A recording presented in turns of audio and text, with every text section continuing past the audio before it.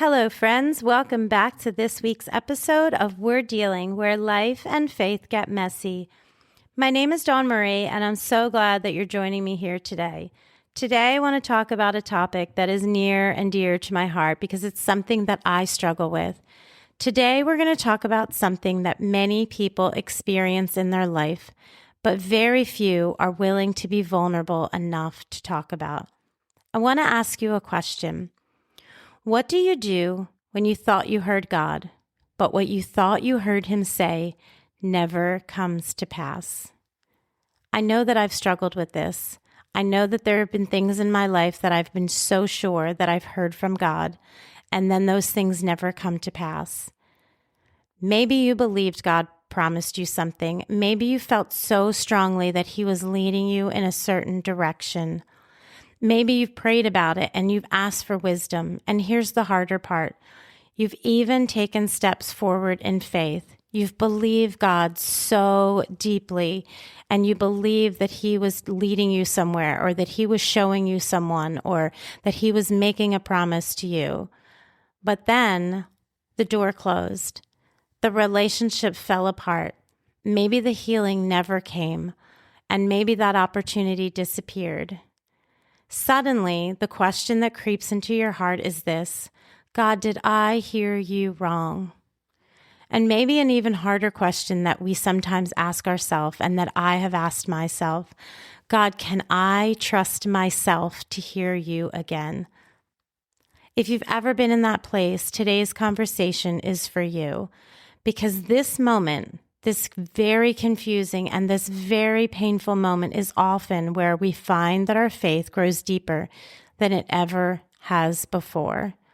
Our relationship with God is so refined in these moments, but we can't hide the fact that in that time and in those moments that there is pain. So I want to start with the part that many people skip over. Let's talk about the pain. What I've found in life is that many people will throw these Christianese answers at people.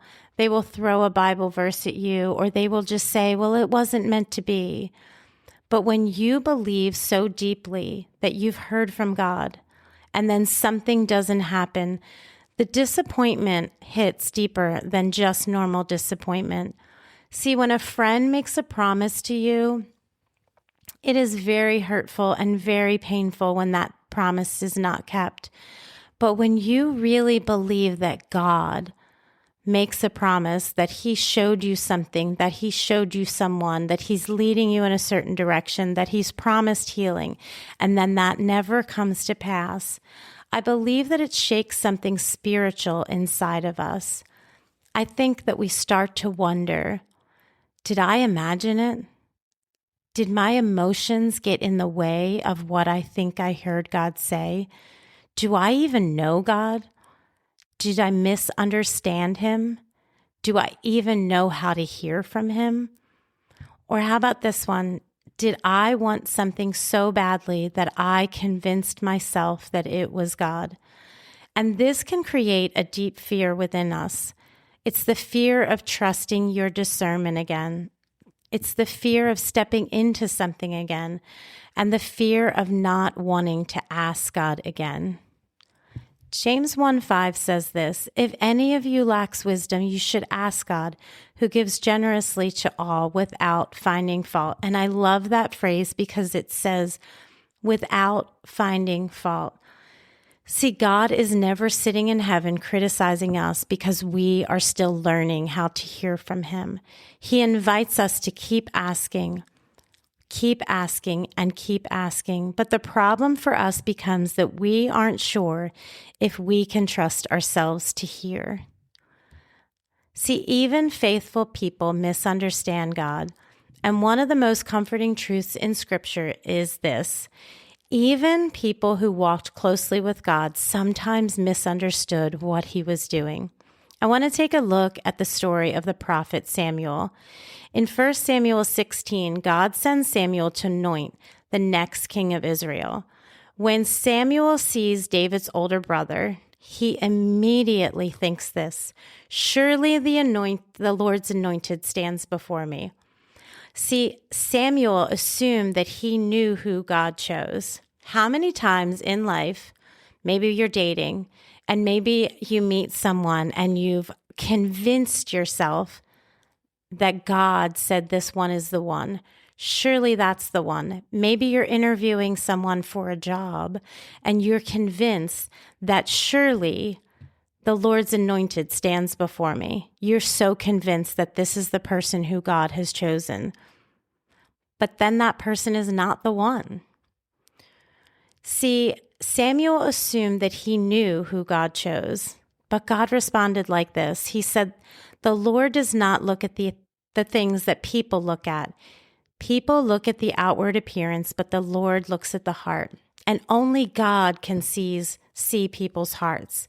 Samuel wasn't wrong about hearing from God, but he misinterpreted what he was seeing. And this happens to us all the time. We hear something from God, but we attach our own interpretation to it.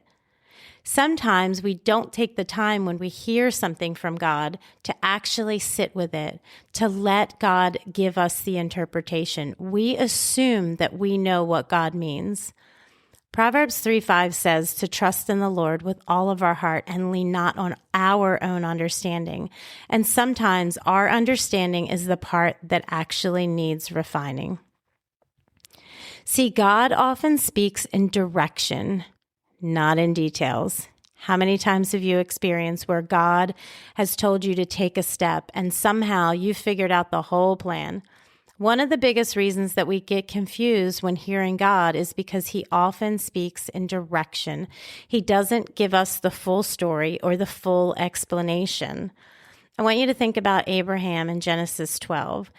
God says, "Go from your country, your people, and your father's household to the land that I will show you." And notice what God did not give Abraham. He didn't give him a map. He didn't give him a timeline. He never gave him details. He just gave him a step. God often reveals just the next step, not the full story. There's a verse in the Bible that says that your word is a lamp to my feet and a light to my path. That's in Psalm 119. And notice that it's not a spotlight. It's just a lamp. It's just enough light for the next step. But sometimes we turn that lamp into a whole life plan in our minds. And you can't say that you haven't done it because we all do it. I've done it myself. Sometimes it's when our desires are mixed with God's voice. And this is one of the hardest truths to accept. Sometimes what we think is God speaking is actually God's voice mixed with our own desires. Sometimes we want something so badly that anything that we hear, we believe is God speaking to us. Jeremiah 17:9 says, "The heart is deceitful above all things and beyond cure." And wow, is that an ouch? But it doesn't mean that our hearts are hopeless. It means that they can mix things together. God's whisper, our hope, our longing, and our fear. Sometimes maybe you're waiting for something, you're praying for something, you're hoping for something, and it's been a week, a month, a year, and then something comes along and your desire mixed with a little bit of God's voice, and now all of a sudden you've figured out that this thing is from God, and sometimes it's not. It's just God's whisper, your hope, your longing, your fear, all meshed together. And now you can't figure out whether it's really God. Suddenly, we feel certain that God promised something that he never actually promised. But here's the beautiful part. God does not abandon us when we get it wrong and when we're learning to hear his voice. Hebrews 12:11 says, "No discipline seems pleasant at the time, but painful. Later on, however, it produces a harvest of righteousness and peace for those who have been trained by it." Disappointment sometimes becomes training, not punishment, but training. So I want to just slow down for a moment and speak to the person who's listening who actually had their heart broken in this area. I will speak to this because I have. Maybe you believe that God was leading you into a relationship. Maybe you believe that God was opening a door that later got slammed shut.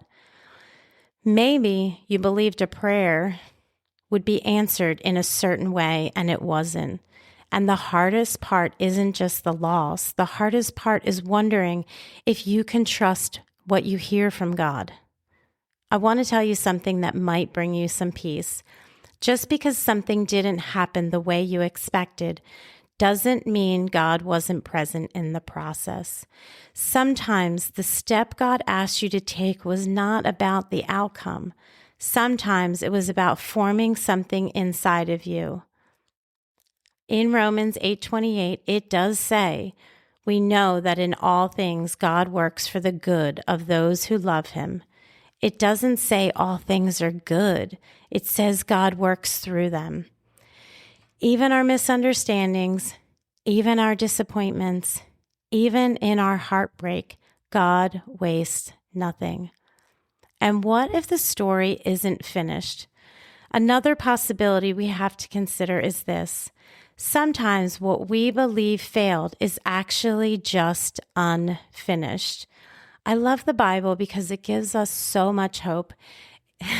And it gives us hope through the stories of people who have had disappointments, who have messed up, who have got it wrong. I want to talk about Joseph. Joseph had dreams from God that his family would bow down to him. Everything fell apart because he was betrayed by his brothers. He was sold into slavery, thrown into prison, and for years his life looked like the opposite of what God had promised. Have you ever experienced that? When you believe that God had showed you something and then everything fell apart and you went years wondering, God, I thought that I heard from you. But what about this? What if the story is not over? Imagine Joseph sitting in prison wondering, did I hear God wrong? But years later, the dream actually came true. It says, for the vision awaits at an appointed time. Though it linger, wait for it. It certainly will come to pass and will not delay. And that's in Habakkuk 2. And I love that verse because God's timeline is often very different from ours. Hearing God is not just about the techniques. It's not about sitting and figuring out how to hear from God. It's about the relationship that we're building with him. Sometimes we will get it wrong. Jesus says, my sheep hear my voice and I know them and they follow me. But notice the order. They hear him because they know him. They've spent time with him.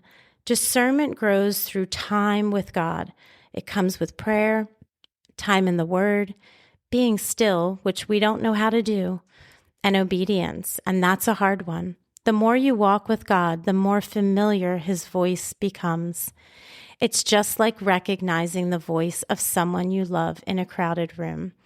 And I want to just pause for a second because even though sometimes, we get it right most of the time, there are moments when we really believe that we heard from God. And then it doesn't happen. When God speaks to us after the disappointment, what about that? What about when your story isn't done and God's still doing something? I want to talk about another story.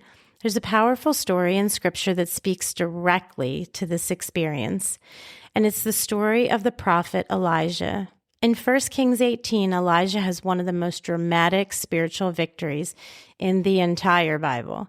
He stands on Mount Carmel against the prophets of Baal, hundreds of false prophets, and one man of God. Can you imagine? But Elijah prays one simple prayer. Fire falls from heaven. The people fall on their faces declaring, the Lord, he is God. It's an incredible moment. If we were watching a movie, we'd be cheering. It's a miracle, a victory, a confirmation that God is powerful and real. But what happens next is amazing and shocking. In the very next chapter, Elijah collapses. He's emotionally drained. Queen Jezebel threatens his life, and suddenly the same prophet who called down fire from heaven, is running into the wilderness scared. He becomes so discouraged that he prays this, "I've had enough, Lord, take my life." Have you ever been there where you're on the mountaintop and things are great and God gives you this great victory and one thing happens and the next thing you know, you're on your knees and you've had enough, "Lord, take my life"? This is a man who just saw one of the greatest miracles ever recorded in Scripture, but now he's completely exhausted and he is disillusioned. I think many of us have had moments like this. You see God move, you believe he was leading something, you believe he was taking you somewhere, you step forward in faith, and suddenly the whole situation collapses. Fear shows up, opposition shows up, disappointment shows up, and you start wondering, "God, where did you go?" But here's what's beautiful about this story. God did not rebuke Elijah. He didn't scold him. He didn't yell at him. He didn't say he was disappointed. Instead, God cares for him. He let Elijah rest. He feeds him. He restores his strength. And then God speaks to him again, but not the way that Elijah expected. He said this, "Then a great and powerful wind tore through the mountaintops and shattered the rocks before the Lord. But the Lord was not in the wind. After the wind, there was an earthquake, but the Lord was not in the earthquake. After the earthquake came a fire, but the Lord was not in the fire. And after the fire came a gentle whisper." Some translations will say a small voice. God reminded Elijah of something very important. Just because God moved in a dramatic way before doesn't mean he always speaks in the same way in the next season. See, sometimes after the fire, God speaks in a whisper. And if our hearts are still stuck expecting the same fire, we will miss the whisper.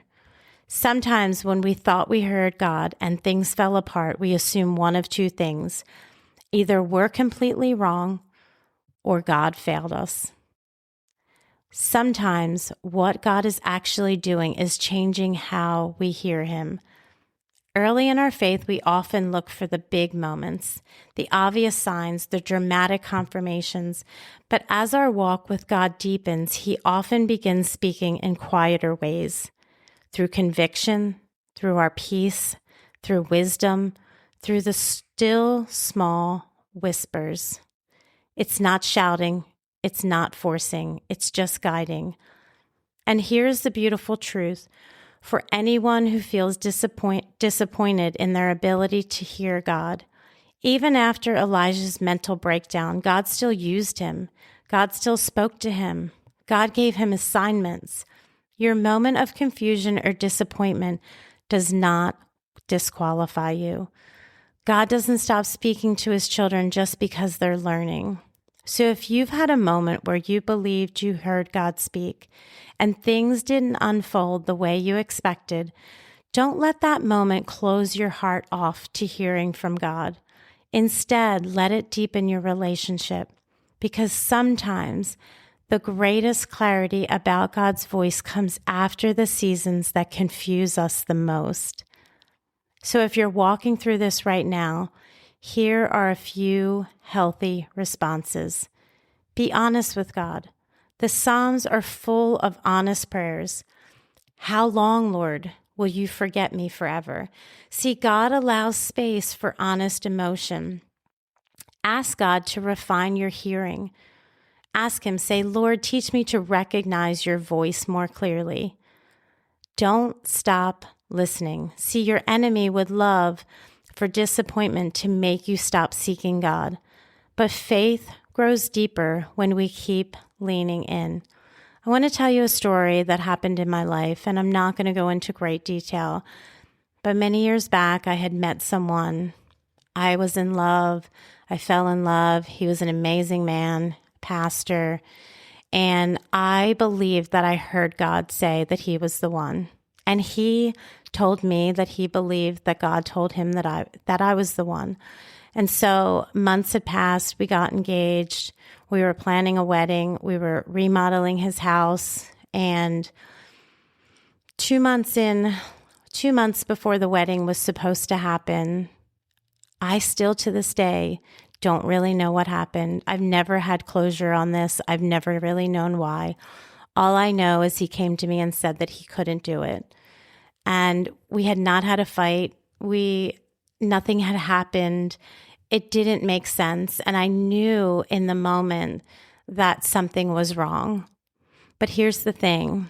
For 3 years, I believed so strongly that I had heard God. And so when I say that it shakes you to the core, it really does, because you really believe that you heard God on something. I really believed that God was going to fix this. Well, how could God tell me something and then it never come to pass? It didn't make sense to me. So I prayed and I asked God to give him dreams and visions and to reveal to him, that what he had said to both of us. And it never came to pass. And for 3 years, I hung on to that and I couldn't understand. And I remember moments where, my whole life fell apart. And I remember just crying out to God. But I have to tell you, in that season, my relationship with God became so much stronger. And it wasn't because everything was great and that suddenly it all came back together, because it never did. And again, I've never had real closure. But what I know is I've seen God's hand in all of the story. Where I'm at today had a lot to do with that situation. I still to this day don't know if, did I get it wrong? Did I hear God wrong? Was it just his will that didn't, be obedient to God's leading? I don't know. And truth be told, I don't care at this point. But what I do know is that as my relationship with the Lord got stronger and stronger and stronger, I saw God in my story. And today I have moved 500 miles. I live in a different state.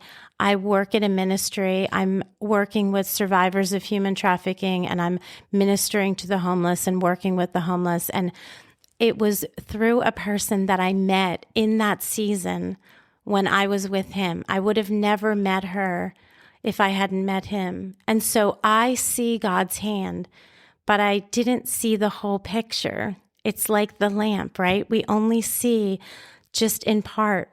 I didn't know how God was going to unfold all the pieces.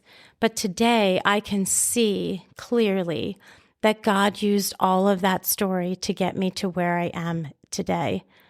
The process is deep, it's steady, but we have to keep faith.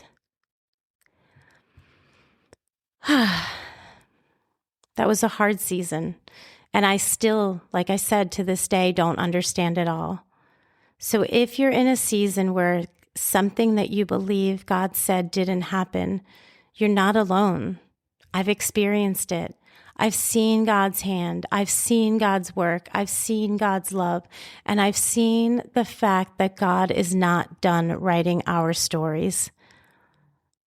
So I just want to encourage you today to stay in faith. I want you to keep asking. I want you to keep believing and keep knowing that God is not done with your story.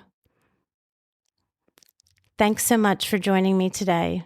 If this conversation spoke to you, if it resonated with you in any way, if you know someone that's struggling with the fact that they thought they heard God's voice in a season of their life and they were disappointed, I want you to just share it with them today. And remember this, God is not afraid of your questions. He's not offended by your process.